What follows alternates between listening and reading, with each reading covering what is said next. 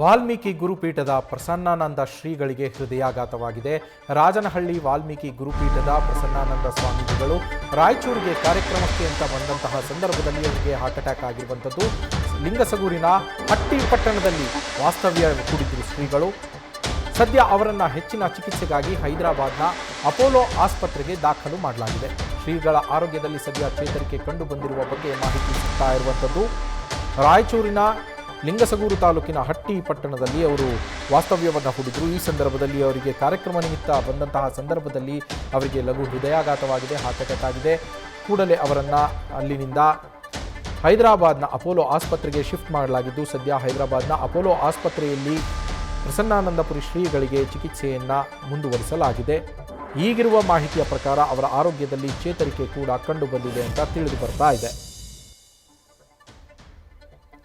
ರಾಜನಹಳ್ಳಿ ವಾಲ್ಮೀಕಿ ಗುರುಪೀಠದ ಪ್ರಸನ್ನಾನಂದಪುರಿ ಸ್ವಾಮೀಜಿಗಳು ರಾಯಚೂರಿಗೆ ಕಾರ್ಯಕ್ರಮದ ನಿಮಿತ್ತ ಅವರು ಹೋಗಿದ್ದರು. ಲಿಂಗಸಗೂರಿನ ಹಟ್ಟಿ ಪಟ್ಟಣದಲ್ಲಿ ವಾಸ್ತವ್ಯವನ್ನು ಹೂಡಿದ್ರು ಶ್ರೀಗಳು. ದೃಶ್ಯಗಳಲ್ಲಿ ಗಮನಿಸ್ತಾ ಇದ್ದೀರಾ, ಒಂದು ಕಡೆ ಕಾರ್ಯಕ್ರಮದ ದೃಶ್ಯಗಳು, ಮತ್ತೊಂದು ಕಡೆಯಲ್ಲಿ ಅವರು ಆಸ್ಪತ್ರೆಗೆ ದಾಖಲಾಗಿರುವಂತಹ ದೃಶ್ಯಗಳನ್ನು ಕೂಡ ಗಮನಿಸ್ತಾ ಇದ್ದೀರಾ.